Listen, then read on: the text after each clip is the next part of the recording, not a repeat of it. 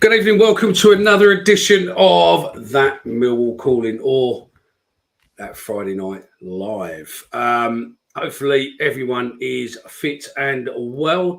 As always, I am joined by my sidekick, the one and only Stephen. How you doing, fella? You all right? Yeah, good, Mickey. Good. We're now both fully recovered from our stints of COVID and back as the somewhat as a dynamic duo. That's it. We are back. Dangerous. It's Friday night. We are live, and hopefully we've got some listeners and everyone's there. We are going to try something completely different in a minute. Oh, we are going to try and see whether or not we can broadcast live to TikTok as well. So we're going to be across every single platform very shortly. So you can watch us wherever you want to watch us. I think that's about right, isn't it, Stephen? Yeah, we're conquering the entire social media platform now. No, that's it, mate. That's it. So I mean, we are going to be talking. Piss off, Darren. We are going to be talking about Rotherham. We're going to be talking about the injury problems we have currently, and a few other bits and pieces about the players. And then obviously that will be in the first half, and in the second half we'll be looking at West Brom away, some of the other Championship news, some other bits and pieces, and then we move forward. So anything you want to add, Stephen? No, it's been an interesting week, and it's still not finished. Obviously, had 2 games already, and another one tomorrow. But it's just been an interesting week to be a Millwall fan, isn't it? Really, the roller coaster continues. Yeah, it definitely does. I think the tweet what I saw the other day about Mill, whatever happens, Mill always drags you in, doesn't it? It's one of those. So yeah, no matter what happens, we will get drawn back into it every time. You know, when you think that nothing else goes well, then all of a sudden we're down on our luck, pissed off, and then all of a sudden we're back there where we are again. So so good evening, Bobby. Looks like we're stuck with Gary Rout. Yeah, it does indeed at the moment. Good evening, Chris. Chris, I am posting your thing. I've just had a nightmare, and I need to speak to Alex because he was meant to do it. So I'll double check on him. And good evening to Ted. Hopefully some more of you out there, and we'll see where you are from there. But yeah, other than that, all good. We should be on TikTok as well. So we are broadcasting tonight. Facebook, YouTube, Twitter, and TikTok. We'll see how that goes. Looks a bit delayed at the moment, but hey ho, we'll see. If it looks as if it's still being shipped, then we will cancel that. But I'm trying to run it off about 3 different computers, so we'll see where we go. Rotherham result. Let's crack on with that. Let's not try and kid ourselves. Rotherham are not a good team. And because of that, I think it was a fairly nailed on victory, but it still wasn't realistically. If we were a good team, we should have beat them probably about 5-6-0. We definitely should have been 3-0 up in the first half. Yeah, the thing is, I'm caught quite between. There was a few supporters out there that were saying that if we lose, then, we might see the back of Rowett. I don't think we can really go into games wanting to lose. I don't see the benefit of that. I'm not getting too ahead of myself. I know, people make funny tweets and try and get interactions and comments and stuff. We had to win the game, and they won the game. They played better than they did against Leeds. I don't think that was very difficult to do. But they did that. We were better, but we had to win the game, and we have. So I think Rotherham are probably the worst side I've seen in the Championship probably in the last 3 or 4 seasons. Even last year, I mean, they weren't great last year, but this year they were absolutely awful. But at the end of the day, after a bad result, you have to get 3 points. So, and that's what we did. Yeah, no, that's it. I mean, there's a comment there from Bobby. We're acting like Rotherham. We're Real Madrid. Do you know what I mean? Good evening, Big E, Steve. Yeah, Bobby, we were there. We should have won that 9-0, not a problem at all. So yeah, it definitely wasn't. It wasn't a game we should have. It wasn't a game what was overly exciting, but it was good to see a few of the players. I mean, Longman looked great. He looked as if there's something about him. Good to see Fleming get off the ball, get on the score sheet. And also, it was nice for Bradders to score, wasn't it? So, we'll see where we go from there. Look, I don't want to. I'm not going to get on their backs. At the end of the day, in the Championship, every game you can only come up against. You can only play against who you put up against, whether they're good, bad, or in between. We needed to get 3 points. We got 3 points. There are positives to come out of it. I don't care what anyone says. It doesn't matter who playing Rotherham or not. Ryan Longman was pretty good. I think as well in terms of, I think there was a comment. We've been known to lose games like that in the past. Can only beat what's in front of you. I agree. I'm not getting ahead of myself. Tomorrow is back to a big test away from home at a team. I know they have their problems, but each week you take each team by merit, and that's what they did. And I actually thought that we could have easily sat back. The crowd obviously was quite poor in terms of numbers, and the players could have just thought, "Oh, sod this," we think, one of those performances where you kind of the players expect that they're just going to turn up and win. But I don't think they did that. I think they went out there to win the game. It was just a bit easier than what they expected. Yeah, no, I agree with that. I think it was. Yeah, I think it was. It was one of the. I can't think who it was, but one of the players. I think it was Longman actually on Millwall, who said, realistically, games like this, we need to seal it off quick. And they didn't really seal it off quick, did they? No. And they also, I think, just after half time, Rotherham scored, didn't they? I know it was offside, but it was still a scare that we were only 1-0 up. But and it was Fred. Oh yeah, I mean, he was shocking. He was absolutely awful. I know there's been problems with him, but Christ, he's nothing like the player that everyone thought he was going to be, is he? No. And he was trying to be the big bully, and it just weren't working, was it? Every time he tried to get on top of someone or try to bully. I mean, Leonard was just ripping him a new arsehole. Every time he got near him, mate, he was just ripping him apart. Do you know what I mean? So I don't know. I think it was an interesting game, but it was interesting to see how the mighty had fallen, especially with him.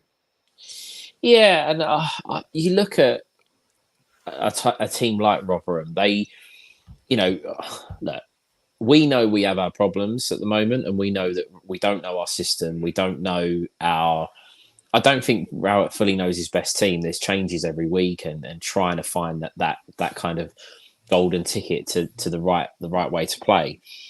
But I'm not being funny. Those Rotherham fans travelled 374 miles to see that type of performance. I know it's relative that they maybe have different ambitions to us, but maybe we're not quite as bad as what we think we are. We're just not. We're just perhaps not at the level that we expect. No, I mean there was the bit what I put up earlier on, wasn't there? On let me get it up because it won't let me do TikTok while we're doing this. So let me just get up what I posted earlier on in the group with Rowett's record, which, to be fair, was quite surprising. It wasn't as bad as I thought it was, to be fair. What, the first few games? Yeah. I think I might have that. So the 7 games in, we've got where are we? Right, so under Rowett, 2020, 2021, played 7 games. We won 3, we drew 3, we lost 1, and we had 12 points at this very point in the season. 21, 22, we played 7, won 1, drew 4, lost 1. We had 7 points. 22, 23, we played 7, won 2, drew 1, lost 4 and 7 points. And this season, 23, 24, we've played 7, we've won 3, we've drawn 1, we've lost 3, and we have 10 points. So far, this is the second best start to the season Rowett's had. The thing is, and I'm sure that a lot of the listeners and everybody out there knows, it's not a case with Rowett that he will pick up points. We will get points along the way. It's just that the performances and the fact that we are, let's face it, we've recruited for a 5-back system. We've recruited to be hard to beat, yet we've conceded 3 goals 3 times already, and one of them was against an under-21 side from the league below. Yeah, you know you're going to get points with Rowett, but it's getting to a point where the supporters are now demanding more. You know, we've been close to the playoffs, and by hook or by crook we're getting there. But it's getting to the point now where you can't just afford to just be, finding a miracle run. He's always found a way of getting 5, 6, 7, results in a row where you don't get beat. But it's something. It's just we need to be moving forward. Yeah, and I think that's the problem. What we have is that it's because of recent times with Rowett. We know what the players are capable of, and we just don't agree with Rowett's system. Let's crack on with some of these messages before they get too big and we go anywhere else. Where are we? Oliver, this Rotherham team beat Norwich, the team that played us off the park. Good point. But they definitely didn't turn up the other night. There was no ifs or buts. Even the Rotherham fans were, it's disgusting that, we had to watch that. We've been known to lose games like that in the past. Can only beat what's in front of you. Salas, yep, no, I agree with that. Richard Lacey, the only way Rowett goes is if someone comes in for him. I think he's probably right. I don't see him walking in any shape or form. I've said that plenty of times. See how we got on tomorrow. Yep. Second half, we'll be talking more about West Brom. Mm-hmm. Where is it? Oliver, again, this highlights what our team can do only if Rowett lets them play that way. Yep. Watched it on Sky. Don't think I heard Campbell's name once. I think you're probably right there, to be fair. Imagine beating Leeds last Sunday. Wednesday night crowd was shocking. Our fans, some of them come only when we win. Daniel, good evening, Daniel. He needs to get the balance between attack and defence right. Evening, Daniel. Evening, gents. Good evening to you. AT24. Was there too many day trippers this week, or was it okay? I've got no idea, mate. I dislike day trippers, same as most people do. So I couldn't give a shit if there was one there or fucking 20,000 there. I think it's not just us. I think it's a whole attitude of the FA, the football, the EFL, the Premier League, the way they're going. Hence why they're looking at Sunday night 6:30 kickoffs. That isn't for the benefit of you, me, and the other UK fan. That's basically that 6:30 in the evening is much better for the US, much better for Canada, Australia, etc., etc. It's much, much, much better kickoff times, which means more revenue and means that all these football players get even more money in their pockets to increase spend on more and more money. It's never in a million years to benefit us. So yeah. the other thing with that as well is that, for a club like us, realistically, yes, there might be a market abroad. I know there's plenty. Well, there's a fair few Millwall fans living abroad, but those kind of revenues and those kind of deals mean nothing to us. We need the your argument say you get to the Premier League and you've got like a big team coming to the Den. We want fans in the ground. We don't want a kick-off time that suits everyone else watching the telly. We want the supporters in the ground, but no, I think it's a pain in the arse because, I mean, realistically, you think about it logically, right? Do you really want to be at Middlesbrough at a 6:30 kickoff on a Sunday night? Well, no. Do you know what I mean? That's what it's going to be. It's going to be, it's going to be silly things like that. If it was going to be limited to teams, half hour or so from where you are within reason, like the London clubs play each other or the Northern clubs play each other, etc., then, it wouldn't be that bad. But that a game that's scheduled for 3:00 on a Saturday suddenly gets changed 2 weeks before, which then suddenly becomes a Sunday night, 6:30. All the fans with train tickets ain't going to be able to change them. It's just going to be a ball ache. It's, again, unfortunately, the FSA isn't strong enough to be able to challenge their paymasters and be able to dictate to their fans, and stick up for the fans and go. There's a lot of fans out there, but realistically, if they stuck together, they could cause a bit of noise. But again, it's trying to create all of those people together to say, you're taking the piss because, an extra so many £1 million per club for, having Sunday night kickoffs is going to sell the story. So, yeah. Casper, man of the match for Oliver. I think you're pretty much right.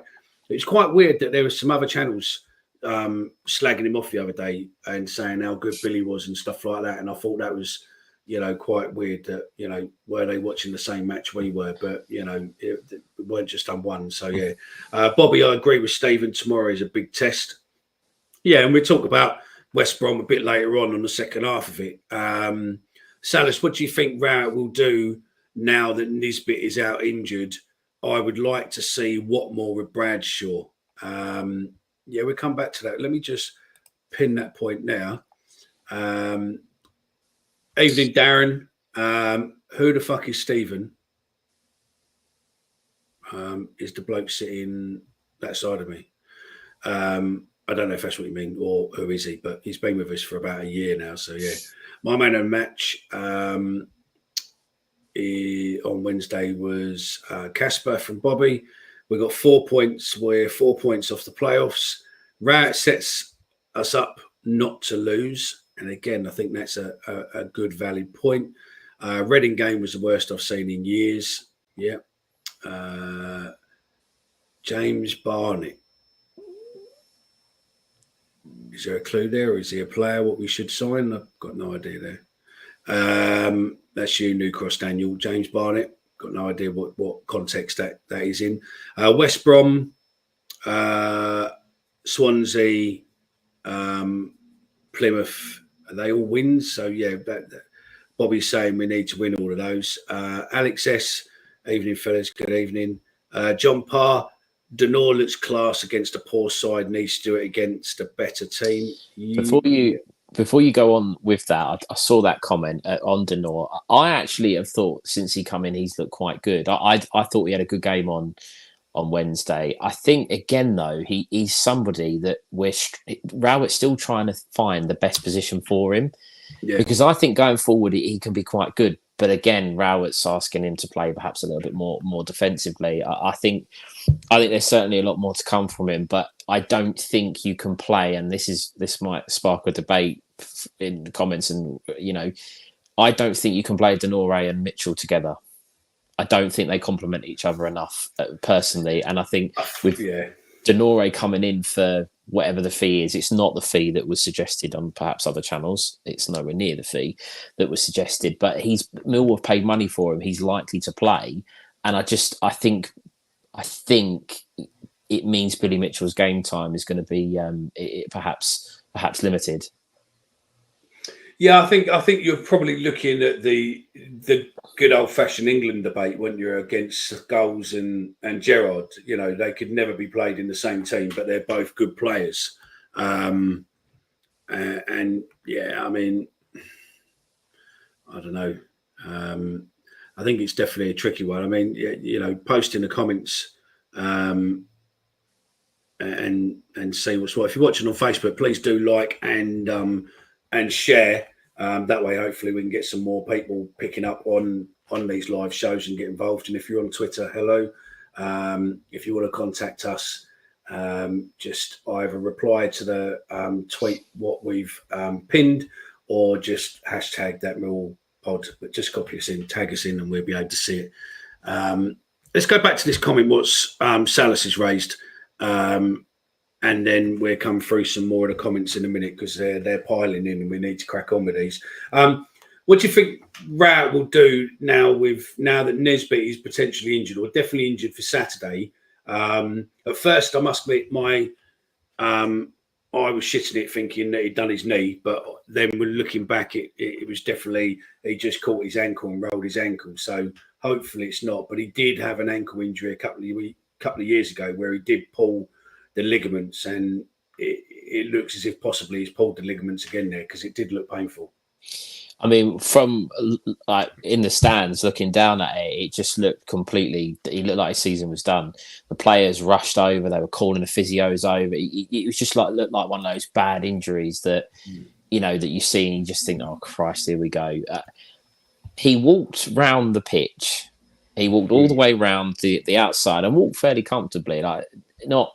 It wasn't with a heavy. You could tell he obviously wasn't right, but I think it's hard to tell. And obviously, with Rowett last week saying, "Oh, we might be without Sarkic for a couple of games," and then it turns out to be 12 weeks. I just hope that he's not doing the whole, "Oh, you know, we have to assess it and have a look at it." And it's worse than what we think. Yeah. On the point of from Salas, what do you think Rowett will do?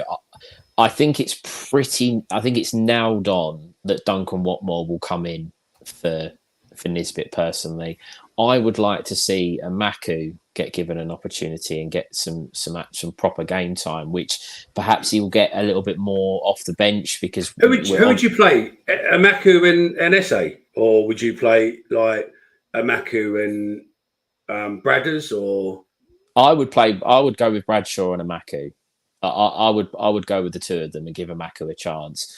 But if it was me making that decision, but I think Rowett's going to go with Watmore. I thought Watmore played quite well when he come on. He direct and wanted to go forward and try and take people on. And I think sometimes, especially against Norwich, we didn't really do that. Against Leeds, we didn't really do that. We didn't test them. And I think he's the sort of player that when he's playing well, he wants to run at fullbacks. He wants to run at defenders. So I won't be against it, but as I say, I think there's a real talent in Idemo and Maku, and I just don't want to see it get wasted.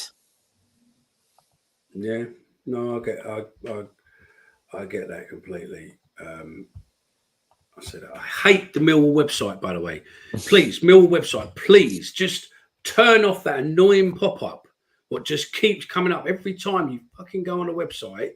It just comes up with, do you want a membership? Do you want this? Would you like to buy a shirt that's not in stock? Would you? It's just highly annoying. So, yeah, let's have a look for a couple more of these before I do what I was doing. Denor look class. It'll be interesting to see how he plays tomorrow. Yeah, it's obviously going to be a step up. It will be a step up tomorrow. You know, West Brom are not going to. They're at home for a start. They're not going to play. They're not going to play how Rotherham did. I would like to see. I really would like to see it if we're going to go with the midfield two and push Fleming further forward, which I think we should stick with that. I really would like to see Denore and Saville together and give them a proper opportunity to play in the middle. He seems hell bent on playing Campbell. That I've said it before. I've seen the name and I've seen people talking about him and saying how good he is. Jury's still out. He's a lone player. George Saville was arguably real unlucky to not win Player of the Season last year. I just think he should be playing alongside Denor. Yeah. I, see. This is the problem we're at now. Like, with the other comment there is There's a so comment coming up that's absolutely there's, fantastic. there's always a comedian in there. To be fair, Campbell, he does make a pretty decent soup. Yeah. Go on, put the comment on the comedian's comment. Put that up on the screen Which one? from Tony. Oh Oh, no, you you've not not? seen it yet. You've not got No, it not yet. seen So, it. Let me do there. Yeah, who would you choose there? I don't think it. I still think Norton Cuffy is the is the answer. I think in a wing back system, you need to have attacking players. You saw it from Longman. Longman Mm. got forward and scored and has been involved in trying to make something happen. And I think whilst Norton Cuffy still needs to do a little bit more and he needs to release the ball. I think he's holding on too long. I think in this system, for us to be successful, our wing backs have to be going forward and have to be trying to put crosses into the box. And I think he's better at that than what Danny McNamara is.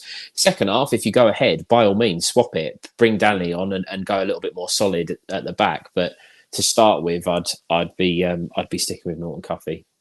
And he I only had think. cramp. He only had cramp. He's not. I don't think he's injured. Oh, okay. So there's a result there then, isn't there? But Yeah. I think he's better at part of getting the ball forward and running at the ball, isn't he? Yeah. He wants to go forward. He wants to go forward. Defensively, I think there is a bit suspect, and I think Leeds exploited that. We were fortunate that Rotherham didn't quite have the same sort of attacking prowess as what Leeds did, but I don't see any reason to change that unless he's injured. But again, it was only cramp. I can't see that being a problem personally.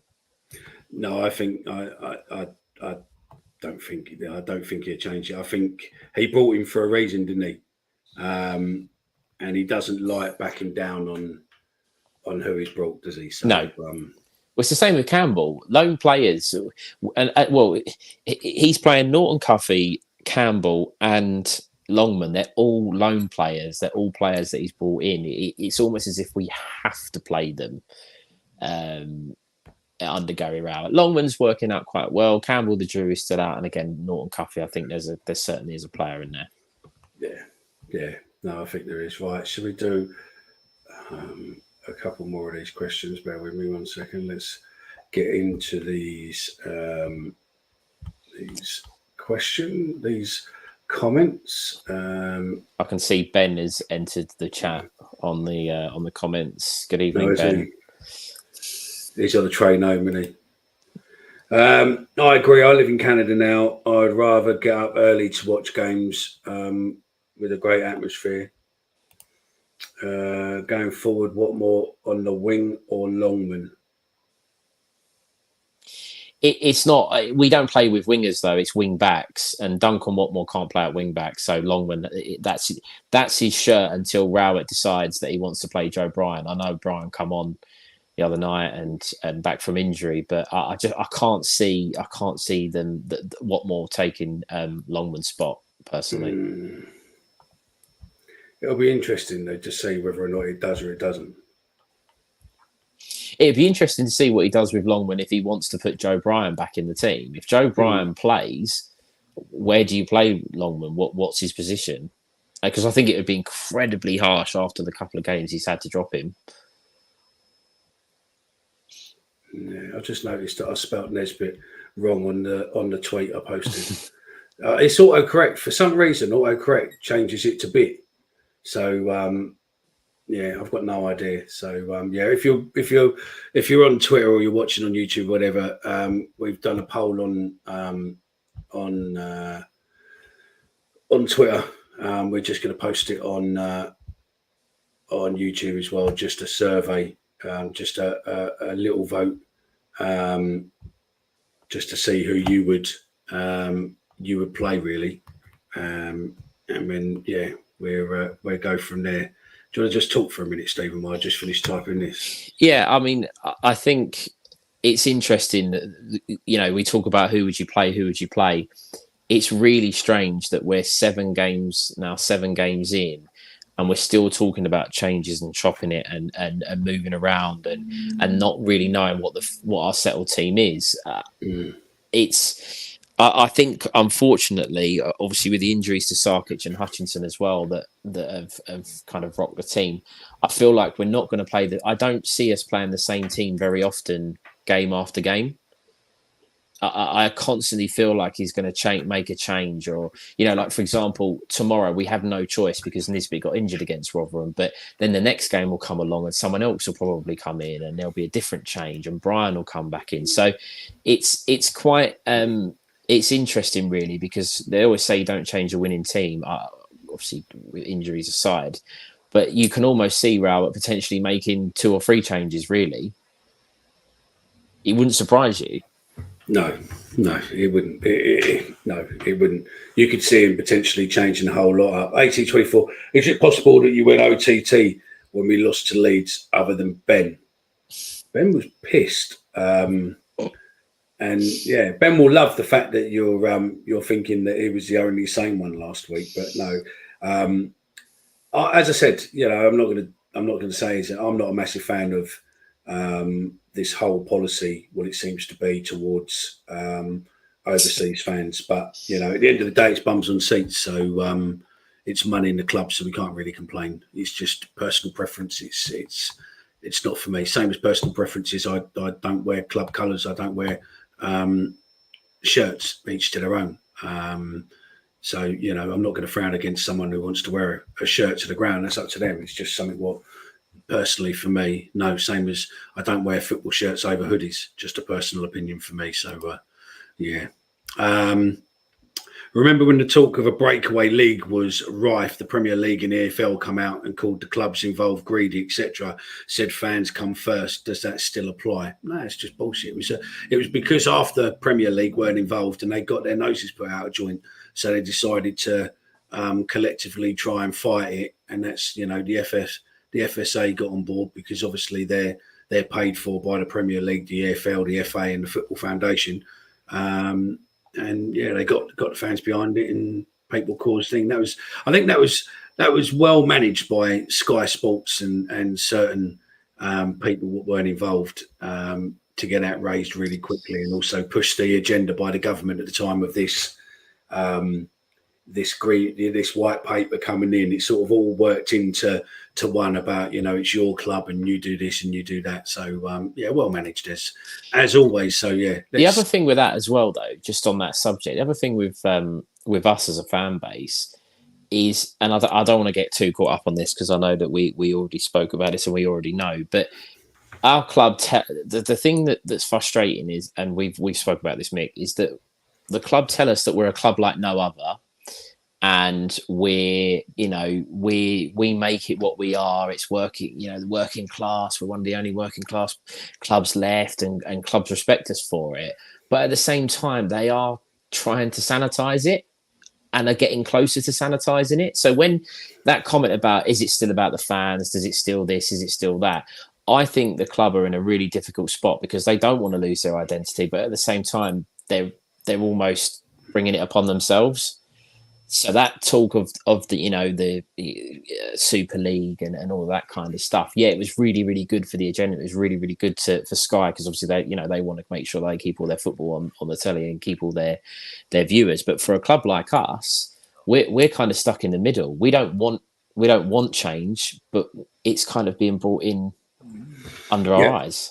Yeah, no, completely. And again, it's probably something for another show. Maybe we're doing a midweek show and talk about some of those issues, what's affecting, the police trying to, force things on fans with the alleged benefit that they get financially from the Home Office for FBOs and all this sort of shit, the different laws, what affect football fans more than anyone else.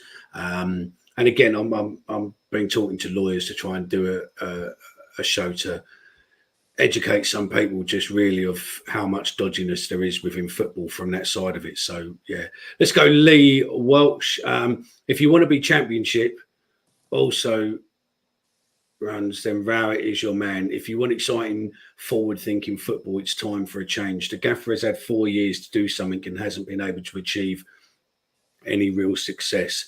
Rowett has done as much as he can for us. It's definitely a time for a change, in my opinion. Come on, you Lions. Yeah, that's a valid point. Let's get through some of these comments before we end up getting inundated Swamped. with them all. Yeah, Longman looked better. Longman looked better as a winger rather than a wing back. Oliver on. Good evening, everyone. Good evening, Connor.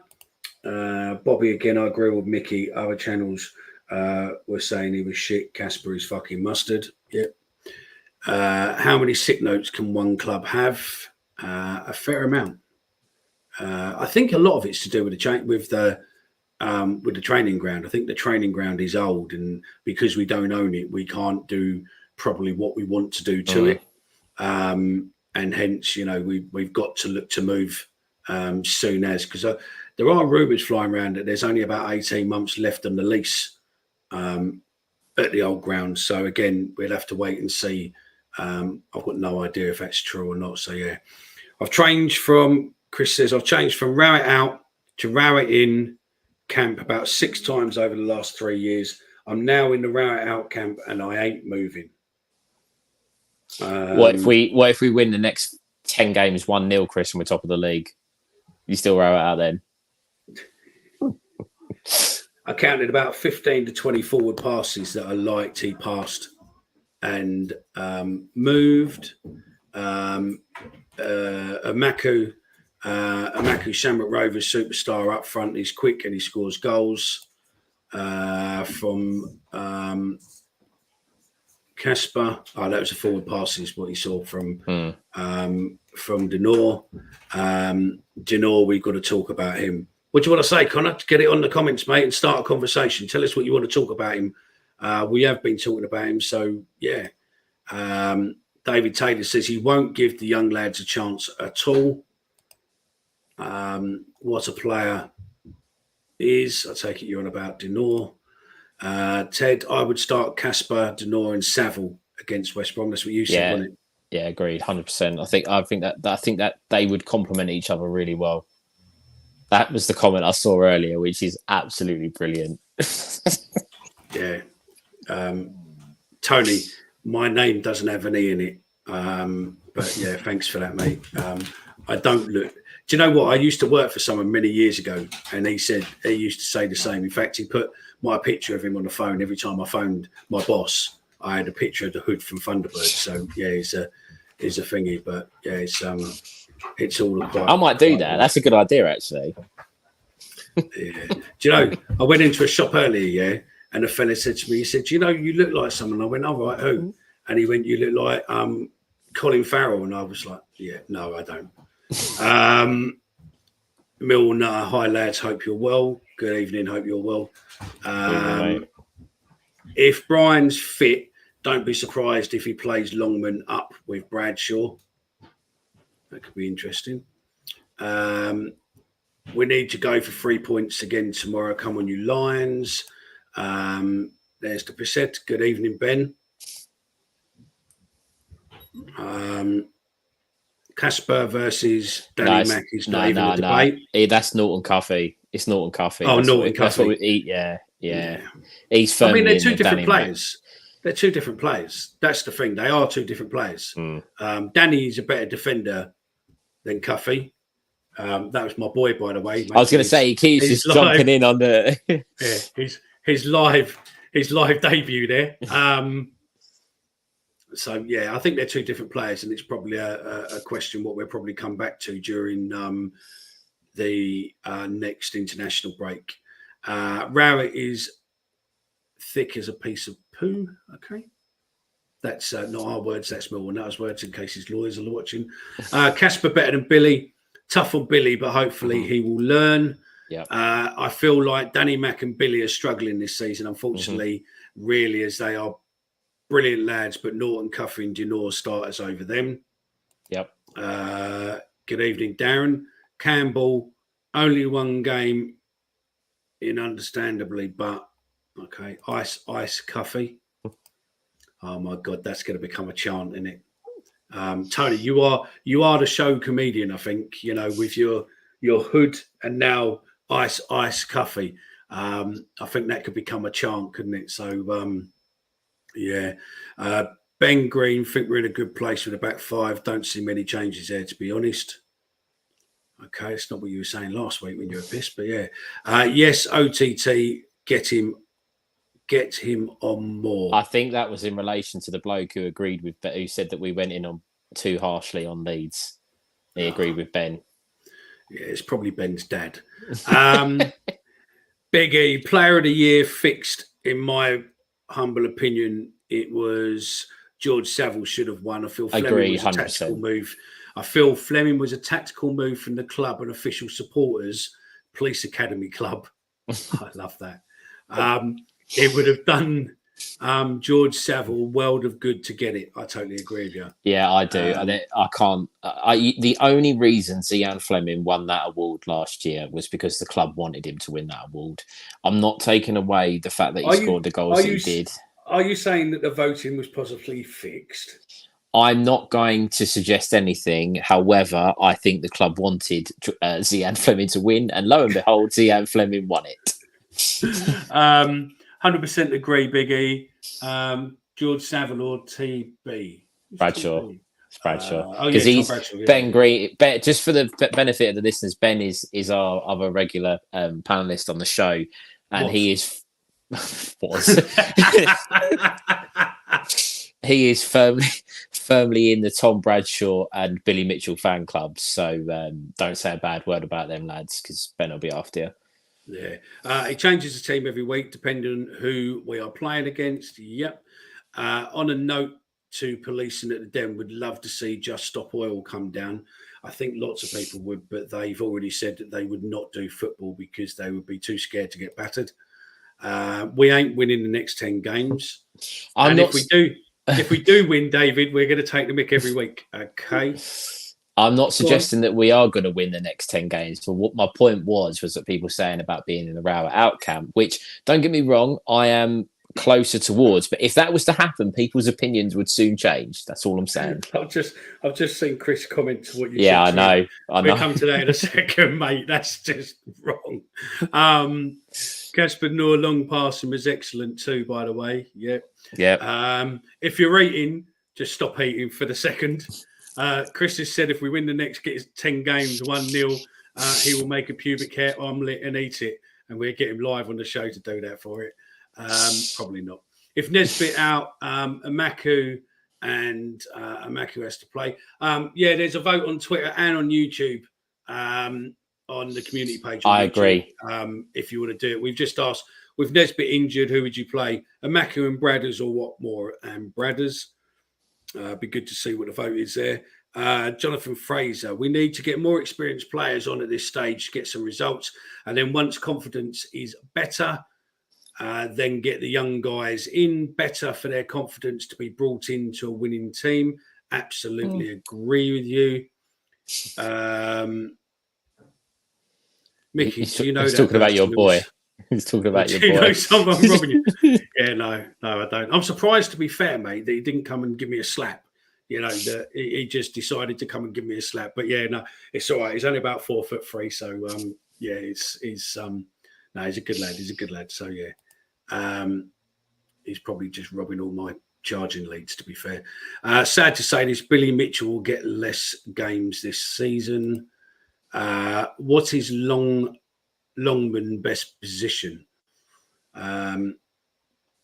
He's another utility player. I don't know. He brought in as a winger and he's playing wing, but I don't know.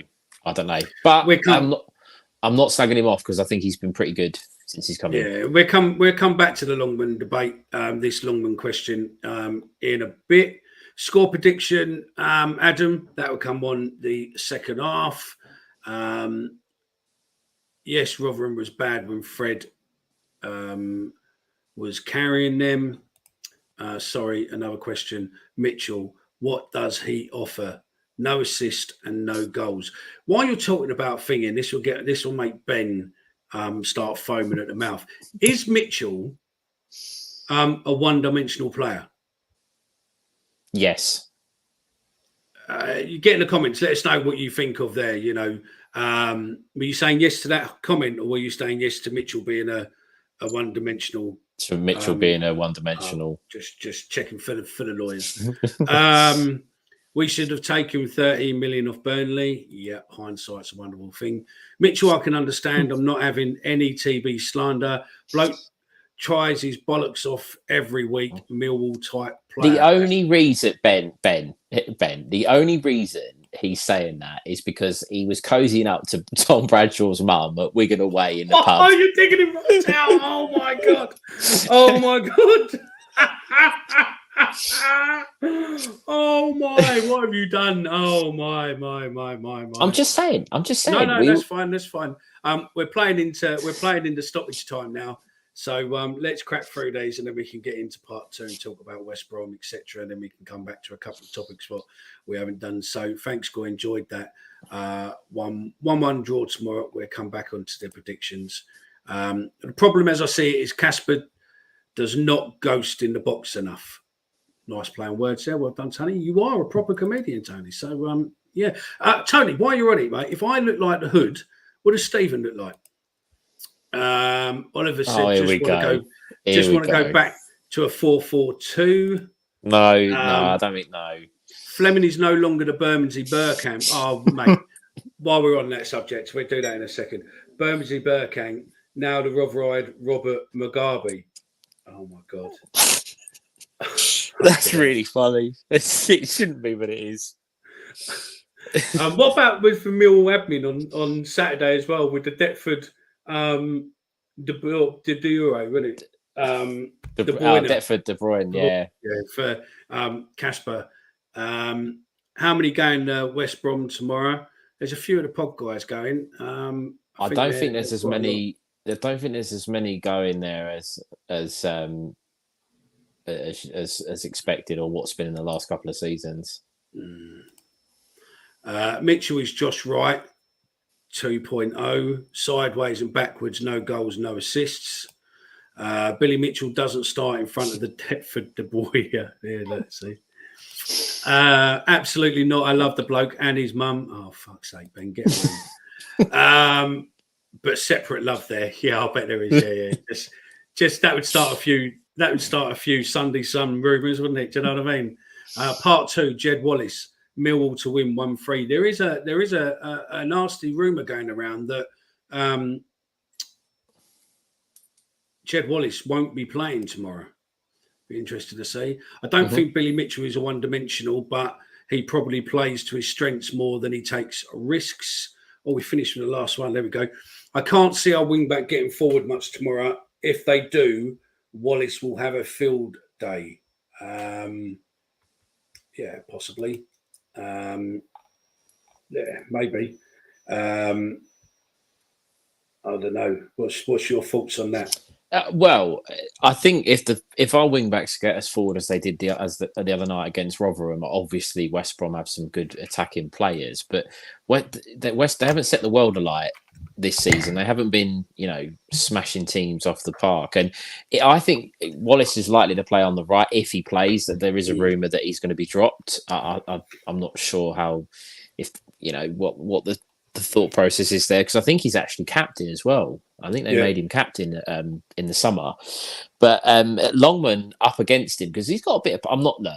Jed Wallace is obviously a very good Championship footballer, but it'd be an interesting battle, especially if Wallace has to try and get back and mark him as well. Yeah, no, I suppose so. So we're finishing then 3 minutes over a stoppage time. The half-time whistle has gone. We're going to try something slightly different, and we will be back straight after this clip. See you in about a minute's time. Rain up at Vale Park in the Potteries. Port Vale, a lively side on their own ground in particular this season, and causing problems from the start.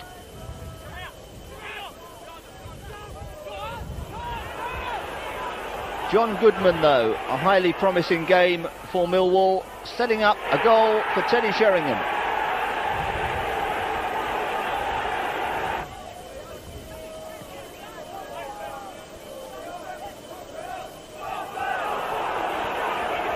And Goodman himself in for a super second.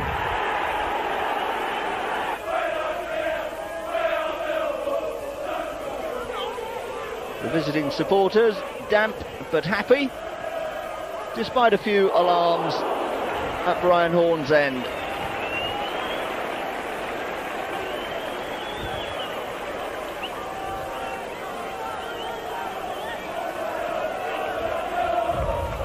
A good way to start the new year. Victory at Vale Park. There we go then. Welcome back to part 2, or the second half of the live show. We've got another 45 minutes to go, and then obviously at the stoppage time at the end of that. Let us know what you think of the old games we're possibly going to play in between these live shows. And I've got a few of these old clips laying around, so we can do that. If you like, and we can start going through. Maybe suggest a clip you want to see during the halftime break. Unfortunately, it doesn't really give you enough time to grab a beer, but maybe we can increase that if you want to. West Brom away then tomorrow. What's your thoughts on how we're gonna get on with West Brom tomorrow, fella? I don't know, in the sense to me, it looks like two sides that are probably going to just remain in the Championship. Early doors, I can't see them really pushing the top 6 this year. I can't, as it stands, I can't really see us pushing for it either. The thing that concerns me with tomorrow is if we set up the same way as we did against Leeds and go there and try and be a bit more defensive, it's just going to piss everybody off, and it's just going to undo the hard work of us actually earning 3 points on Wednesday. In saying that, I don't think you can just go there and go gung-ho, but I don't see any reason why. They brought Fleming in. He got his goal. He was involved in the final third. He was the link between the midfield and the attack. There's no reason for me why we shouldn't have him playing off of a front two. No reason whatsoever. Who would be your front two? Bradders and Amaku? If it was me, it would be Bradshaw and Amaku. I think Rowett's going to go Bradshaw and Watmore, which I'm not against. As I say, I thought Watmore was pretty effective when he come on for Nisbet. But either or won't be too disappointed. I'll be more disappointed if he goes back to that flat middle three, what he did against Leeds. Which I don't think he will now. Fleming scored, but you know what Rowett's like. He'll pull a surprise, and something will change. You know. Currently, we ain't had a lot of votes, so if you are on Twitter, please just retweet that vote. See if we can get some more people involved in it. But at the moment, 22 people have voted. Watmore and Bradders are 40.9%, and Amaku and Bradders 59%. And on YouTube, there's only a handful of votes on there, but Amaku and Bradders are winning 100% of the vote at the moment. So I do think with Amaku, I think a lot of it is the fact that Millwall supporters, and myself probably included, we want to see a young player. You want to see someone, a bright spark, someone with a bit of pace, that raw talent. But I just, we've said this so many times. It doesn't matter how old you are. If you're good enough, you should be able to play. It doesn't matter where you are, home or away. And I'd love it. I would really love it to see Amaku get a start. I think he deserves it as well. Yeah. Let's get into some of these comments. Great clip. Ben Green, yeah. Well, we'll come back to your prediction later, Ben. Don't try and break the way we're going with this fella. John McGoodman all day long. Tony, if you haven't checked it out, there is a video on our YouTube of the interview with what Joe did with John Goodman. Mr. BT, boys, I really think we will go up. 60 minutes, bring on Amaku. They are definitely a team you could get the ball behind them. Mm-hmm. AT24, Ben loving it again, 2-1 easy. That clip was class. Mr. BT, guys, I'd love to join the panel. Okay. Drop Stephen a DM, get you on Who Are You? And then we can look at possibly getting you on a live show after there, mate. So yeah, get your audition done, and then we can look at bringing you on maybe on the occasional live. Again, anyone else, if you want to come on, you don't necessarily have to come on with video. You can come on with voice. The reason we're not doing spaces as such at the moment is because spaces are very hit and miss, where you'll either get someone come on and then it will start a flood where 20 other people will come on, or we could end up doing an hour and a half and no one will come on and you'll get a few comments. But we found that YouTube and Facebook is the best way of being able for people to get comments, people on the tube, stuff like that. So yeah, Ben Green singing "No One Likes Us" slower like that in the clip is how it should be. Can you play Fulham away 1998? We were 1-0 down, Nevers injured, and 2 worldy goals from Shaw and Gray. One of the best away games I've ever been to. Okay, we'll make a note of that for you. So Fulham, actually, I think I watched that earlier. Actually, Fulham in '98. There we go. Right, yep. Against West Brom, we'll play 5 defenders, 4 defensive midfielders, and Bradshaw up front. If Malumbo plays tomorrow, Gary Rowett should play Mitchell. Last few times they played, Billy has had him in his pocket. Jonathan Fraser, I want to see us get right into them. I think that is probably. I think it is. I don't think West Brom is a dangerous team. I mean, most of their top players have gone. They're in financial hardship, aren't they, to a degree? Mm-hmm. And I don't think they're the players they were necessarily. I don't think they're beat. I don't think they're not beatable. I think we can beat them if we want to.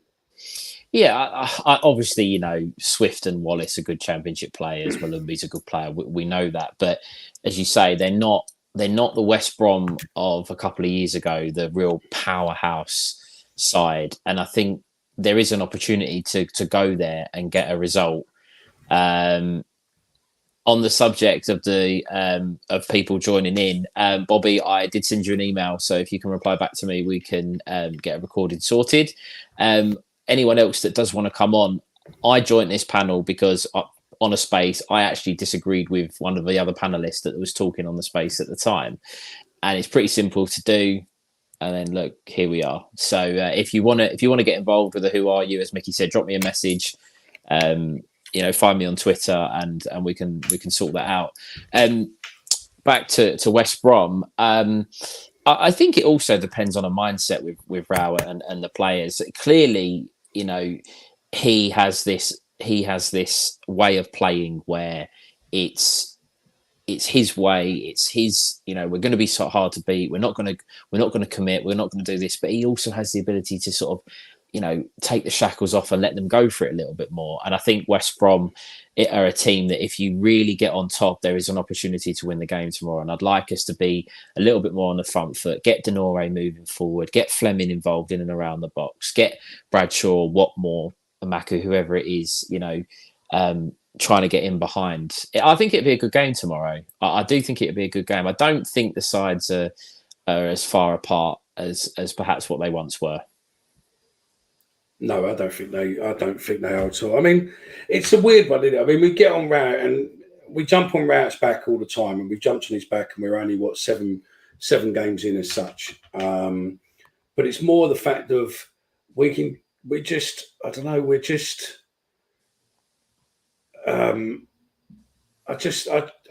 just seeing through what he does as a manager. His style of football is just not really enjoyable. And I think it's the same wherever he's been. He has that honeymoon period, and then all of a sudden we just get to a stage where it's just not enjoyable. We're just bored with the football. So I think the other thing with Rowett, and look, I was heavily critical after the Norwich game, like most of us were. Again, not best pleased after the Leeds game on on Sunday. And I think Rowett, someone made a comment, and I was thinking about this the other day. Someone made a comment on, I think it was on YouTube, to say something like, if after 4 years or 5 years that Rowett still isn't really working out how to use the Den and how to utilize the fan base, then what is he doing really? Because I still don't think he fully has committed to what it means to be Millwall manager. I always look back and think he moaned about, he said he felt cheated that during COVID he didn't have the supporters in the ground. He said, I've been robbed as Millwall manager. I haven't had the luxuries that other managers have. But then he doesn't use it. He doesn't encourage the players to use it. It's almost as if he's resisting it until the fans really do kick off, and then it's kind of like, oh well, I'll better do something. It's just very, very strange. I like the guy. I don't have anything against. And as I say, it's never been personal. It's never been it's not like personal. That. It's just a case of we have the best squad on paper that we've had in a long time, and he just isn't allowing them to play the way that we all know we probably could and should. Yeah, no, I think you're right. I think you are nailed on. So yeah, I mean, anything else you want to say about West Brom tomorrow? Because I mean, I don't really think there's anything really to go into too much detail. I think it's going to be a tricky game, but I don't think it's an impossible game. I think we're both probably going to be playing for the draw. Neither one of us wants to lose. I think the formation. I think will probably be 5, but ideally, I think what Connor says there is the 4-2-3-1 is probably our best formation. What we got forced into last season, and that's when we started winning. Is he saying that I know that John Goodman was Roseanne? Yeah, I thought he was calling you John Goodman. Then you were out of Roseanne. You must know Rowett won't allow that. The man is too defensive. Yep. Play the youngsters, they do well. You sell for $1 million, play the lone players, do well, can't afford them. Yeah, oh my God, does this guy ever shut up? Think it was an average game. I think it will be an even game tomorrow. Won't be too many chances either way, but Brad is netting a brace. Okay. Bang on, Stephen. Jackett and Harris never lost to Leeds, etc., because they brought the crowd into play. 100%. Mm-hmm. And again, it's what they used to use the crowd to their advantage. I think the problem is that I think Gary and the way the board is, or Kavanagh or whoever, basically don't want that hostility to go too far because of obviously the fines, like what potentially they're getting fined over the I don't even want to mention his name, the fucking idiot who's now gone to play outside the country now. And where's he? Oh no, he has. He's gone to play in Wales now, isn't he? With who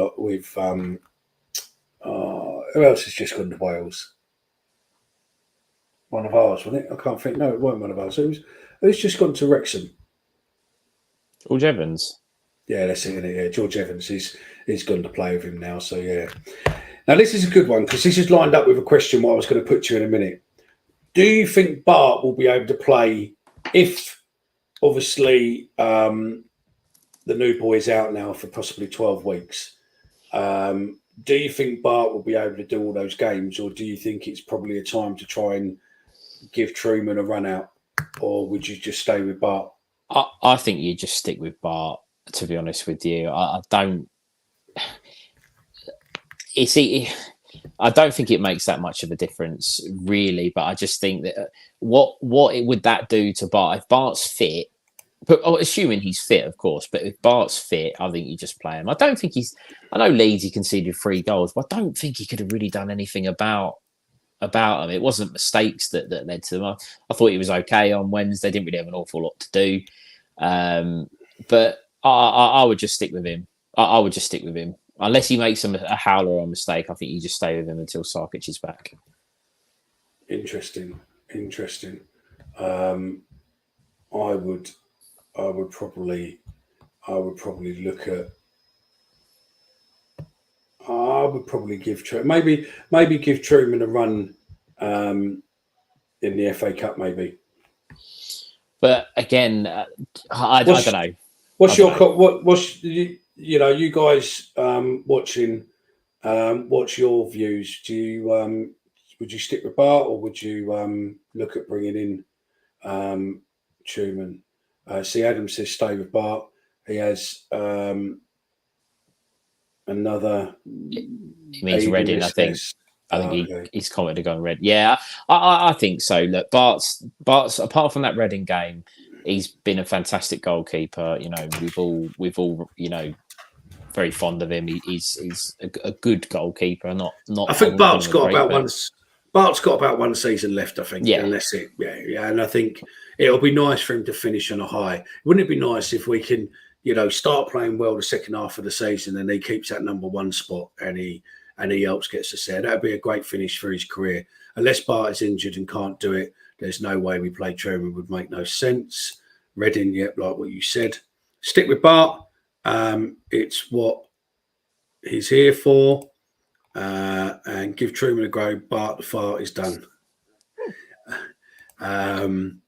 You have to stay with Bart, but he really showed his age against Reading. Do you know what though? Totally on that subject, there you say that you have to stay with Bart, but he really showed his age against Reading. Now, I get that, and it was awful. It really, really was. But do you not think he does look a little? It's only about a month. He looks fitter.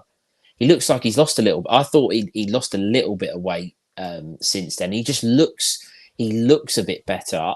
I think he would have gone away and been really, really disappointed with that Reading performance. Yeah, really disappointed in himself. It's an obvious statement, I know, but I think that would have hurt him to get an opportunity to play and concede 4 goals in that manner. And I think he's probably gone away, worked on a few things, probably didn't expect to be in the team very often, and now he's getting his opportunity. I think he'll be okay.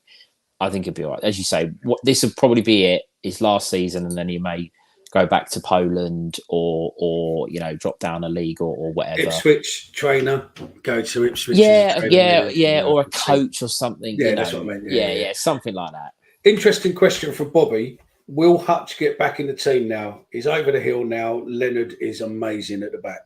100% Hutchinson gets back in. Not for Leonard. I think Cooper moves to the left-hand side. I think Murray Wallace misses out. Hutchinson goes in the middle, and Leonard keeps his spot at right centre-back. Interesting. That's how I would go anyway, providing they're all fit. Stick with Bart. Bart might have been rusty against Thingy. Reading won 9-0 away recently. Yeah, we had that in the group. I have a feeling Bart will grasp this opportunity with both hands. Yeah, I think you're right. Something what I do want to hit on is and massive thanks. I don't know if you're watching, but a massive thanks to the Fortuna Sittard fan who seems to be coming day by day. Our roving Dutch reporter keeps sending me bits and pieces. Noslin is a Dutch right winger who plays for Fortuna Sittard, and it went really under the radar. He sent me a video, which some of you might have watched. You'd have to watch it with the English subtitles, but he sent me a piece. I'll post it up on Twitter in a bit for you from yesterday, and I think it's Tijana Noslin. Doesn't seem to be bothered by a failed transfer to Millwall. The English club tried to free the right winger from Fortuna Sittard at the end of the last transfer season. After a number of rejected bids, the club from the English Championship, which previously acquired Zian Fleming from Fortuna, made a bid of €1 million. The Limburgers did not change tack, also because there is little time left to attract a replacement. That's right. Millwall wanted me, says Noslin, in a VI Pro story about Fortuna Sittard's surprising start to the season. They offered me $1 million.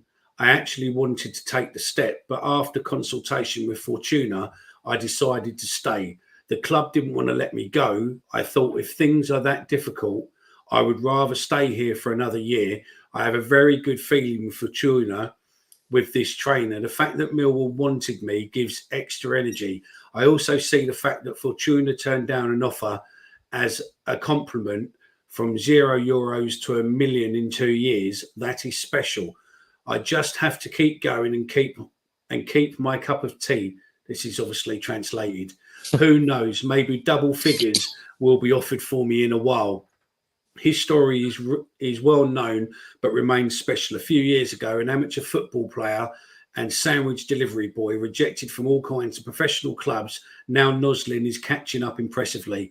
It can all be much better, but I feel that I'm taking the next step. The coach and my teammates helped me a lot with that. They helped me stay patient, to keep working hard.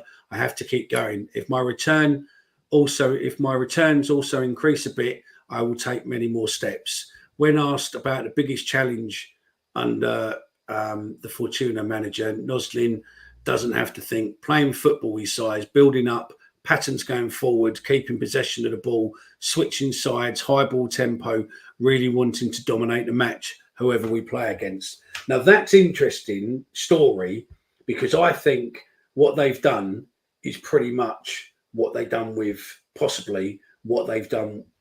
Fleming. They've spotted someone, they've gone in with a half sensible offer, and it's been turned down. Whether or not there's prelim, I've got no idea, but probably January transfer window or the summer transfer window, I reckon that lad's coming. Possibly. So does the Dutch lad. The Dutch lad thinks that there's something in it as well. So, yeah. It's interesting, really, though, isn't it? Because, you know, Rowett, he's not had any real sense of wanting a winger at all. And then all of a sudden, a story comes out that we really, really want one. So we'll see. We'll see. It's interesting, though, isn't it, that the scouting network, you know, we've had one success story in Holland so far, and it seems to be Fortuna, and we seem to be going straight back to them. But it's one to keep an eye on. And it's good to have friends over there, because it certainly helps if there is anything in it. We might get a little bit of the inside scoop. Yeah, no, that's it. Can we have the fan on the board? No, can we have the fan on the no shirt board with a membership and loyalty point system to prove you're not a day tripper? I totally agree with Stephen on back three. Great save on Wednesday. He showed a commanding presence, obviously, on his last couple of years, but been solid apart from a couple of, let's say, mishaps. Yeah, I think that's fair. Yeah, I think that's probably fair. G'day, G2. Saturday morning. Got to go. Saturday morning here in New Zealand, and things to do. See you next week. See you next week, Tony. You need to get in touch with Stephen and do a who are you, mate? Absolutely. Yeah, absolutely. You've got to be the furthest fan. We had one last year from Hong Kong. We did have one from Hong Kong. New Zealand's further than Hong Kong, mate. No, I know, but it's still. What I'm saying is that there are. You know, we're all over the way. We're all over the place. Oh yeah, no, definitely. But I'm just saying that our furthest. What I said was our furthest fan. Oh, sorry, I missed really that. Get much I further missed that. No, see, this is the thing with doing these lives, right? Is that I pay attention for a couple of minutes, either part of where we're speaking, but then I forget where we're speaking, where we were coming from, and then you read the comments and then where we're going. It's not until I listen back to it, like I listen back to it tomorrow or something in the car, or Monday morning when you're in the car, and you suddenly go, "Oh yeah, forgot about that. Oh yeah, that was good. Oh yeah, that was good." So yeah, so if we ever sound a bit vague, it's because we've got your comments, Twitter comments, everything else hanging around, and we're just trying to obviously keep everything going in. So yeah. Should have swapped him for Bury. Yeah. 1 goal, 1 assist this season. No thanks. Don't know. I'm assuming that's the winger from Fortuna. I don't know. Yeah, possibly. He wasn't utility enough for Gary Rowett. Yeah, possibly. Question for Stephen. Do you think Esse should start more games rather than 10 minutes at the end? He reminds us of Saka at Arsenal. We would be higher in the league. He scares defenders. I don't think I don't know if we could say we would be higher in the league. Possibly. We might have maybe picked up a couple more points. I'm not sure. I think the problem with SA, and it's the same as Amaku, and it'll always be the same under Gary Rowett, is that because of the cautious nature, it will always be integrate them in slowly and rather than just throw them in at the deep end. I would like to see SA get more game time. Of course I would. I think we all would. But I think it's really difficult in this system. The only way SA gets to play is if you don't play Fleming at the moment, because that's the position that he's gonna be in. And I just don't see Rowett I don't really see him having the balls to drop Fleming for Remain SA, unfortunately. But I would like to see more of him. I think he should be coming on certainly in games that are tight.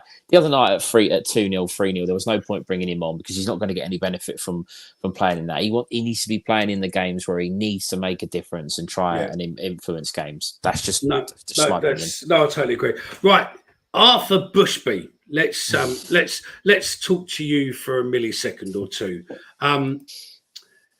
Mate, your comment like that, and your comment like that, and your comment like that is absolutely fantastic. And you can be a troll as much as you want, but unfortunately for you, your fucking bellend, is I've got a button here where I go like that, and you're fucking banned, and job done. So all those little comments you want to put in, and all those ones what you thought really hard about, you're now banned. So don't bother me. You're a twat. See you later. And also, thanks for giving us an extra viewer. Cheers, mate. Yeah. Cheers. Legs a pony. Why hasn't Harding been playing? Played nearly every game for Rotherham and looked good when he come on against Birmingham. I just don't think he's fit properly yet. Do you? I don't know, to be honest. I really don't know why, when you lose a centre half, you don't at least give him a chance. I think Rotherham would have been the perfect game to give him an opportunity to play and give him 90 minutes. If he's not fit, he's not fit, fine. Then it makes sense. But I don't get it. I don't get it. No, that's it. So, yeah. Listen, Paul, I totally agree, mate. He can get as lair as he wants. I don't care. What fascinates me with all these trolls and all these, bellends what want to come on, they don't ever come on with a detailed debate. It's always the mentality of going, wanker, and they're probably sitting in their pants at home with all their mates, thinking they're big and tough and learning how to spell rude words and then write that. But unfortunately, on YouTube, on TikTok, on Instagram, whatever, you can write whatever you want. We have the power to be able to delete your comment. And I love it when people spend really loads of time and write a big long essay and I just delete it. I mean, I had one the other month on TikTok, a West Ham fan, who kept writing all these long fucking bullshit messages. And then he DM'd me once I kept deleting them. DM'd me and said, my messages keep getting deleted. Why is that? And I went, because you're a twat. And that was it. Do you know what I mean? It's just, I don't care. I'm more than happy for you to say whatever you want. Come on, have a proper debate and all that lot. But if you just want to relate and go to calling names and being pathetic, then up to you. You've had your 2 seconds of fame. Hope you feel big and strong and big and tough about it, mate. But you're a bellend. Go over to another channel and make your comments there, mate. Because I'm not interested in your comments, mate. So yeah. I'm the only Iranian Millwall fan. Wow. Possibly. If you're listening and you're another Iranian, then prove Bobby wrong. So, yeah, don't worry, Chris, we dealt with him. So, yeah, congratulations on your fee. Yeah. SA needs 90 minutes week in, week out. Can't he go to League One for a year so he can man up? Do you know what? Do you know what, though? Had SA been loaned out this summer, there would have been uproar. Because he made it in the England under-18 squad. He scored. If Rowett would have loaned him out this summer, the fans would have gone absolutely nuts. So, whilst in most cases, I think yes, it would be the right thing for him to go and get some game time. Rowett was never ever going to do that. Never ever going to do that. It would put unnecessary pressure on him, which he's already got enough of. Yeah. No, I totally get that. Yeah. No, I understand that completely. It won't happen. So yeah, mate, I've got 2 mouses on the go, and I keep trying to control something with the wrong one. So yeah, we know where that comment's coming for. So yeah, no problem. Then someone the other big light will buy him. Yeah. It looks really depressing now, because it looks like Arthur went to loads of hassle of writing loads of other messages, and now all I'm seeing is Arthur Bushby was banned and their comments were removed. I don't even get to see your comments now, Arthur, if you're still watching on YouTube. Wanker. See, I know the same words as you do. I just can't spell them. I just say them. I see that Leeds fan walk past my house with his sister's pyjamas and fake Ugg boots on. I think that might be the comment of the show. Yeah, I know there's a better one in a minute. So yeah, I think Arthur is probably in the pub with his dickhead mates, all who all think they are funny, but women think they are pathetic. Yeah, no, they are. Yeah, I bet we lose SA to Chelsea next season. Why do we have an academy when all we do is loan them out year after year and never get a chance? It's a valid point, though, isn't it? But that's not just Rowett, though, is it? We've had that as managers over the last few times. Not any of them really seem to want to play. On that subject, and this is obviously for Chris and any of the other listeners that are out there. If you look at over the last, we'll go 10 years, so that covers pretty much Harris and Rowett, right? There's been a lot of talk about all these young promising players, and they come through the academy, and just to name a few, you've got Ben Thompson, Sid Nelson, Marquis is probably, you could probably put him in that category, Aidan O'Brien, all those type players. As much as we all wanted it to work, and I was a massive fan of Aidan O'Brien. I thought he was incredibly unlucky to not get a chance as a striker. But look where they all are now. They're all playing League Two, League One. Ben Thompson doesn't really get much of a look in it. I think he's at Stevenage at the moment. I don't know how much game time he's getting. The crop of youngsters that we've got now are probably the better. They're better than what we were. We've had Danny McNamara come in the team. We've had Billy Mitchell come in the team. But both of those, I know it's only the last game, but both of those are now currently out of the team. So whilst they're better and it's improving, they're clearly still not ready to be. I know Mitchell and Danny McNamara might consider themselves to be unlucky, and there have been spells where they've been very, very good. But we're now reaching a point where they have to be better. They have to be improving, and they're not quite there.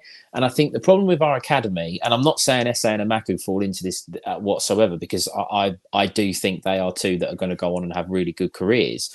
But our academy, they produce players that can reach the first team, but can they really, really make us better? And I think that's where Rowett looks at it and goes, that's why most of them, apart from Adam Malachi, who is an interesting one, most of them have gone out on loan, haven't they, to get first team experience, because they're not quite ready to really impact our first team at this level. Yeah, no, I totally agree. And that's not a dig at any of those players. Ben Thompson had moments in a Millwall shirt. Aidan O'Brien scored quite a few goals. Sid Nelson, admittedly, it was under Holloway, was made captain, and Mitchell's had a lot of games. Danny McNamara's had a lot of games, but our academy is clearly good enough to be producing players to a point, but they now need to find a way of getting them to the next level. And maybe SA and Amaku are that. I don't know, but remember, Amaku he was brought in. He wasn't made by our academy, so they're slightly different with him. Yeah, no, I agree. I mean, SA. There is that rumour SA was signed up because potentially there are teams looking more so that he's playing within England now. There is rumours that Liverpool have been looking at him for a while. So again, we'll wait and see on that one. Hopefully we get bundles of money for him. So yeah, a couple of million at least. So yeah, why is Cuffy allowed 90 minutes and Amaku and SA in the same age bracket. Not because Cuffy's a different player. Yeah, absolutely. And I think that's it. Cuffy's a proper wing back to a degree.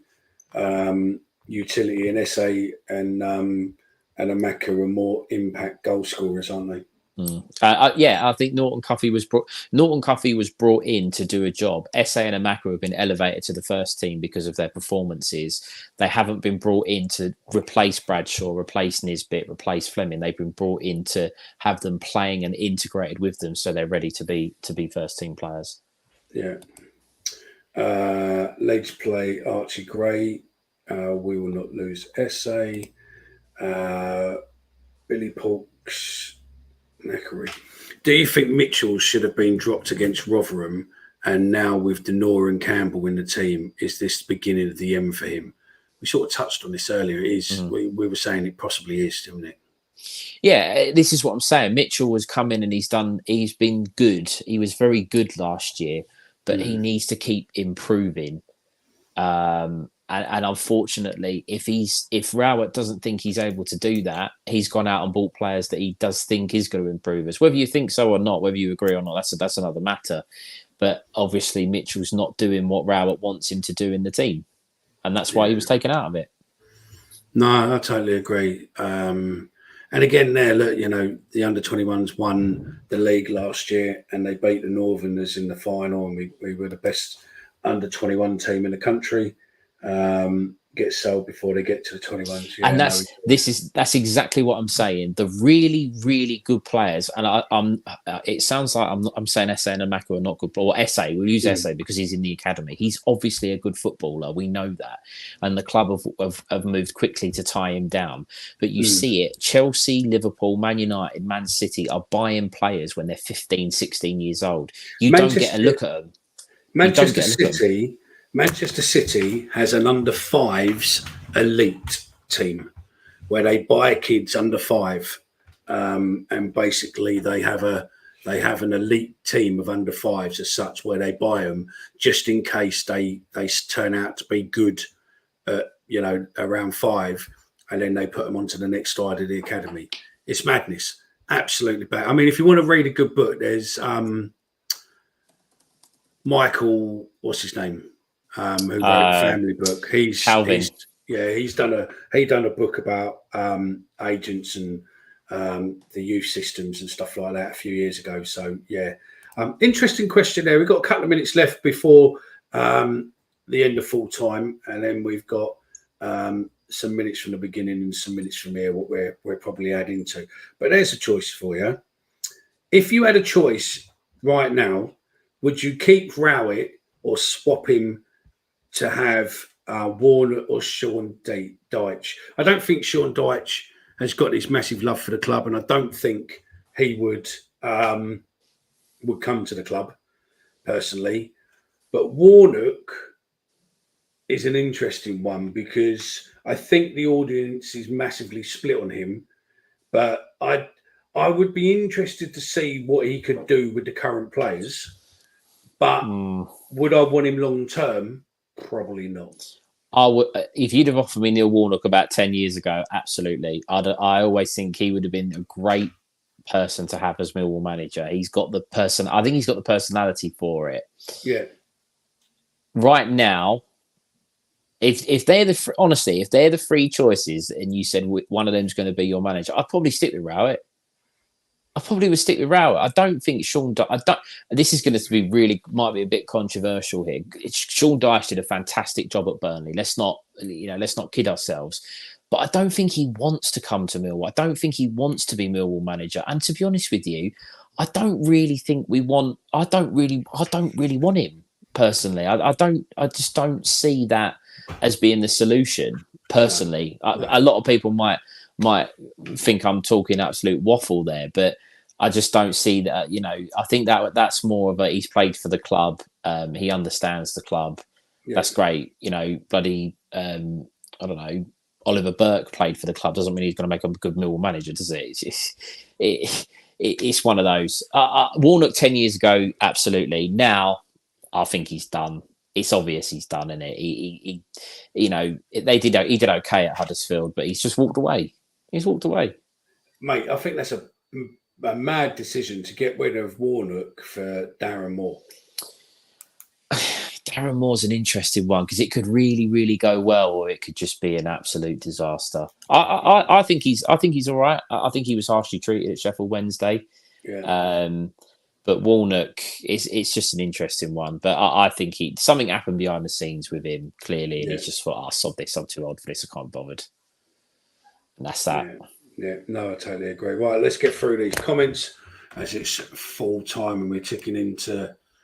For you, we've done that one. The real decent ones get sold before 21s. Yep, we've done that. Janor much better than Billy the Crab Mitchell. Billy the Hopefully Crab. Ben's not in the chat. No, that's it. We need to sign Longman on a permanent end of season. Really impressed with him so far, and only 22. I didn't realise he was that young. We're a selling club. Remember Cahill, Reed, Lucas, Neil. Yeah, no, you're right. Yeah, Cahill. They thought they were going to get bundles for him. You know, Theo got in touch with his mate Simon Jordan to put in a fake offer, and thinking they were going to create a bidding war, and Everton didn't move, and we ended up making about 1.1 million for Cahill, which realistically it's a shambles. Was a robbery, but it's what it is, isn't it? Heard a rumour Liverpool offered 7 million for SA. I heard a rumour they offered 3. I don't know about 7. I'm not joking. If they offered 7, I would have taken that. I would have took 7 as well. But I heard that there was possible 3 million. So yeah, if Richard Sadler never retired early, we would have been in the Prem 100%. Richard Sadler. Not right now. We would have made it to the Premier League. Yeah. We could have had Warnock, but took Hollowank instead. Time gone now. Totally agree. Chris Smalling got snapped up by Man United from Maidstone. He was in our academy for a year. Mm-hmm. Stephen Reed, obviously. No, Stephen Reed won't come here. Stephen Reed will not come here. All these ex-player names like that will not come. There's no chance. If you could have an ex-player, I would go for Muscat and Alex Ray, or Muscat and someone. I tell you who I would go for: Ryan Mason and Muscat. No, Sean will never ever come here. He had all that chance that potentially he could have come, or potentially when he was out of a job. He still thinks he's a Premiership manager, and we wouldn't be able to afford him on the Premiership wages. So I don't think he would. I would love for you, but I think you'd have the club. I don't think he'd have the club positioned any different. No, totally agree.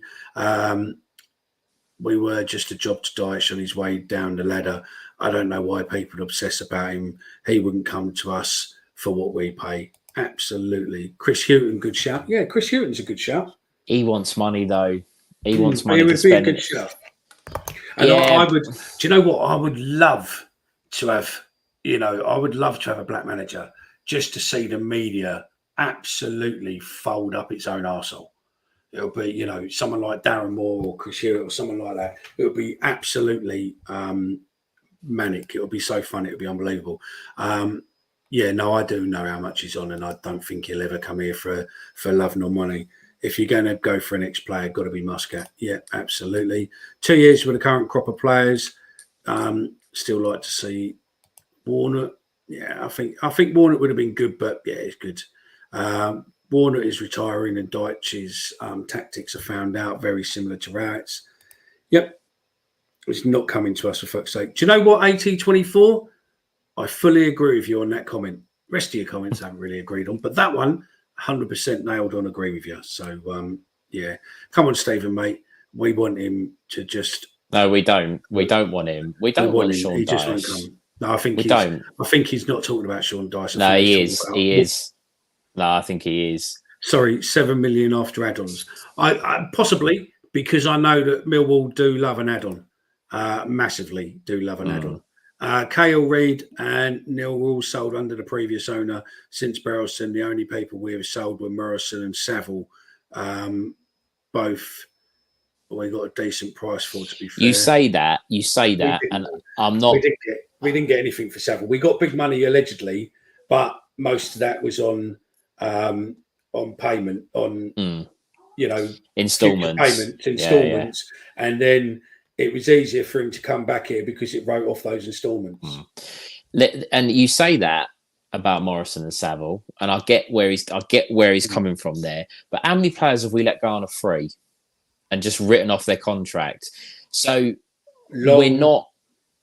Well, yeah, I mean, Jed Wallace is an obvious one, but there's other players that have gone, and we've just ripped up their contracts time after time. So I think there's whilst we're obviously in a better position, and John Berylson has been was amazing, and hopefully his son is the same. The actual business side of things and being a club and trying to become self-sustainable has gone out the window. I'm afraid you can't just let your assets go for free. No, totally. Muscat's a lunatic. He would landmine the away end. Mason would be decent, got experience with the Spurs. Oh, Spurs. Robbie Nelson has managed teams to promotion and took Hearts into Europe's. He's out of a job. I just don't think Rout's going anywhere unless he makes it. Yeah. Maybe keep an eye on Mark Kennedy, if ex-player. That's not a bad shout.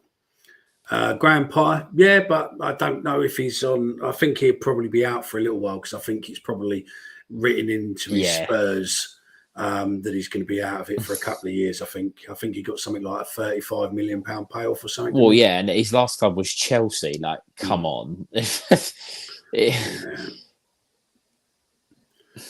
you were Deitch, would you move back to Orpington? Never in a million years.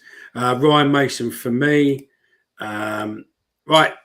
Wallace and Fleming were refused to sell. That wouldn't have happened under previous ownership. Yeah, look, listen. I'm not putting down what Berylson did and now his son at all. I'm really, really not. But what I'm saying is that for those decisions that are good, there have been plenty of bad ones that have gone alongside it. And I don't think you can only look at the top line. You have to look at everything as a whole. Yeah. Saville heard we got 5.5 million. Middlesbrough had 1.5 million. We turn around and we have back and don't wrong about 1.5 maybe. Right, gents, we are over and we're going to be cracking down in a minute. We've got about 10 minutes of stoppage time, and then we will. I've got some bits I want to talk about beforehand. So Ribbon, Zagu, Rowett at the wheel. I think that's pretty much it. So let us get into the comments now with your predictions for tomorrow against West Brom, and we will do our predictions as well. What's your prediction for Millwall tomorrow then? I'm not going to copy Ben and go 2-1 because that's just a standard, isn't it? I'm going to go with a 2-0 Millwall win.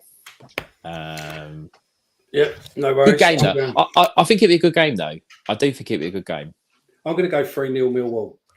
Okay. I don't know. On the back of a win, I just think on the back of the win, there's potential. Us scoring back-to-back 3-0s. Yeah. Anyway, Stephen, we've done ours. Give chance for people to get their predictions in the chat, and we'll go through them in a second. Then I'll finish with something what's quite important to everyone. Ipswich Town versus Blackburn Rovers. Prediction. Oh wow, I wasn't expecting this. 2-0 Ipswich. Okay, I'm going to go. Yeah, probably the same. You do, yeah. We do yours, and then I'll tell you what the supercomputer says. So we go you against supercomputer. Okay, so right. Okay, right. Start again. Ipswich versus Blackpool, because I'm going to click this. So Ipswich versus Blackpool. Your prediction is before you clip it. Blackburn, yeah. Blackburn, yeah. All right. So Ipswich Town versus Blackburn Rovers. Your prediction is 2-0 to Ipswich. Okay. Leeds United versus Watford. 2-2. Okay. You don't need to give scores if you want. Just go win or draw. Okay, fine. Okay. Leicester City versus versus Bristol City. Leicester win. Okay. Home win. Middlesbrough versus Southampton. Oh, draw. Draw, yeah. Mm-hmm. Plymouth Argyle versus Norwich. Away win. So Norwich win. Okay. Rotherham United versus Preston North End. Preston win. Swansea City versus Sheffield Wednesday. Oh, draw. Okay. And you done away win for Millwall, didn't you? So Yes. right. Now we will go into I get sent every week and I have to credit these people. Bet Victor copy us in on a supercomputer working out what's what. So I know that, and I don't know what the score is because I haven't seen it. Birmingham City versus QPR. The supercomputer's gone for a Birmingham win. Right. Okay. So we're going to go Plymouth Argyle versus Norwich. Supercomputer's gone for a Norwich win. Middlesbrough versus Southampton. They've gone for a Middlesbrough win. West Brom versus Millwall. They've gone for a West Brom win. 40.4% to 27.3 and 32.3 for a draw. So they've gone for a West Brom win. Leicester City versus Bristol City. They've gone for a Leicester win. Swansea versus Sheffield Wednesday. They've gone for a Swansea win. Rotherham versus Preston. Preston win. Leeds United versus Watford. Leeds win. Ipswich Town versus Blackburn. Ipswich Town. Stoke City versus Hull. They've gone for a Stoke win. I don't think I did that one. I did that one. It's a Sunday. All right. Sunderland versus Cardiff. They've gone for a Sunderland win. And Coventry versus Huddersfield. They've gone for a Coventry win.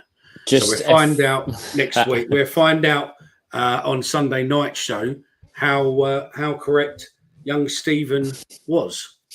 And then for the next week, you can do it. We'll put you on the spot. No worries. For the benefit of, you said you don't know what the score is. There's 10 minutes to go. Birmingham and QPR are 0-0 as it stands. Okay. How much have we worded there? We've done that. We've done that. Right. Finish with the comments quickly. At this level, it's all about links managers have to get people in.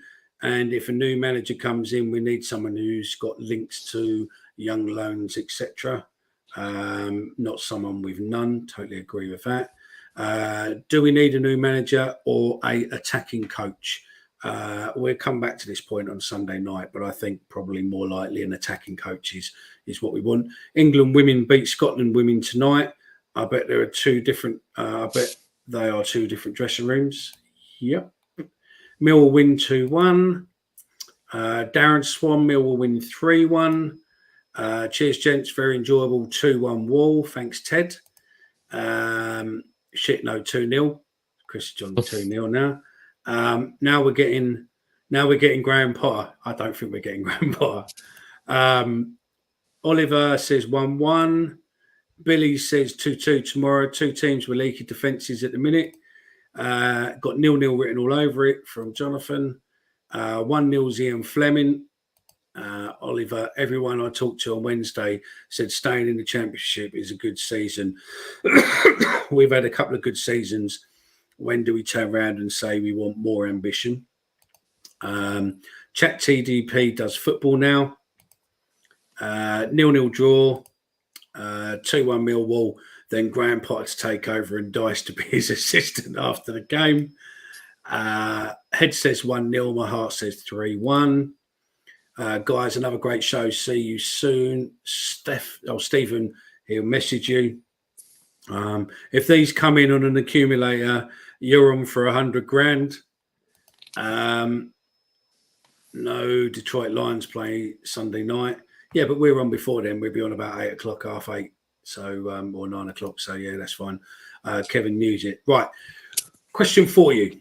Or not a question, but something for you. The Met Police, as a whole, are starting to get, or the football policing unit as a whole, are starting to get hold of new toys or new bits and pieces to use against football fans. And I want to go in more detail with it, but I got a text message during this where there's rumour that the Met Police has 4 vans now of facial recognition, and they're going to start using facial recognition at big games at the moment. And there's a massive game on the weekend, which is going to be Tottenham versus Arsenal. And if they use facial recognition at that, they will be using facial recognition at other London clubs. They're going to be looking for people who are banned or people who are wanted or people who they just want to find out more details about if you've been involved in anything at any point, and they've got a picture, because hence why they stand videoing everybody, so they've got pictures and they can load them up onto the cameras. Just be made aware that facial recognition is coming, and what they are looking for. And obviously, I think it's a fucking liberty. But you know, hey ho, there ain't really a lot we can do with it. But it is happening. And also, I'm hearing that Southwark now have a drone squad, which is going to be coming out for football. So rather than helicopter flying now, you'll have the drones flying up, following you as you're walking around. So yeah, it is what it is. Young Stephen, that is it. We are done for another Friday night. Thank you very much to each and every one of you who've joined. This will go out as a podcast tomorrow, so those of you who are driving up to West Brom can have another listen or listen back. Or if you haven't gone to watched it tonight and you're just going to listen to it in the morning, thank you very much for listening. Hope you're well, and please bring back 3 points. I'm going to finish on a John Goodman video at Watford. What do you think on that, Stephen? Happy with that? Yeah, absolutely. Finish on a high. Anything you want to finish? Anything you want to say before we go? No, just thanks for listening, guys. We appreciate it, and obviously the comments mean that we have a show. So we very much appreciate you guys coming on, and if we can get in the comments or on social media #hood, if we can get that going, then Mickey will get a surprise guest if we can get a few comments of that going. Now play the John Goodman clip. Mickey wants you. I want you. I gotta do something.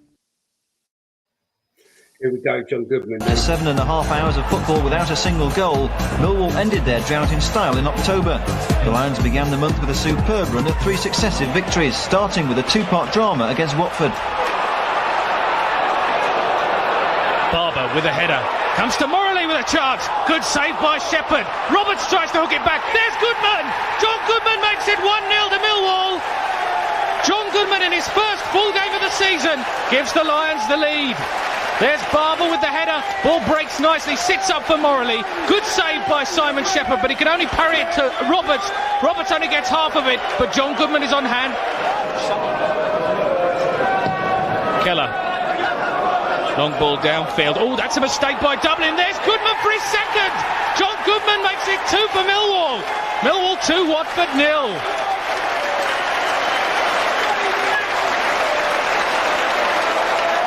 It's Keller with the long ball downfield. Now this is a real hash of it there by Keith Dublin, and it takes no second bidding for John Goodman to lash the ball in left-footed.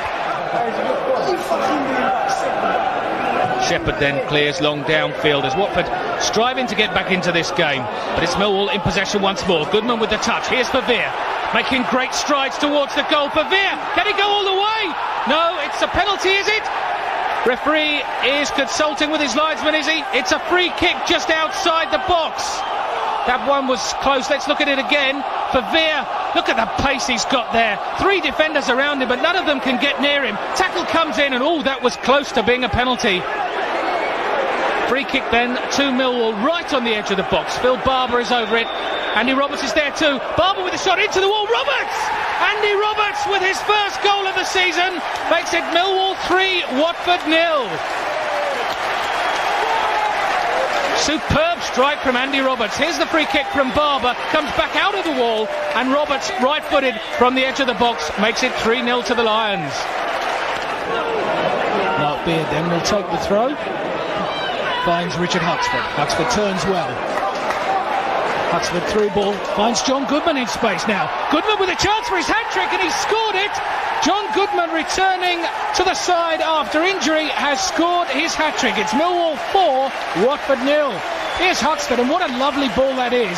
Goodman invited to get onto it, round Simon Shepherd, and there it is, side-footed into the empty net.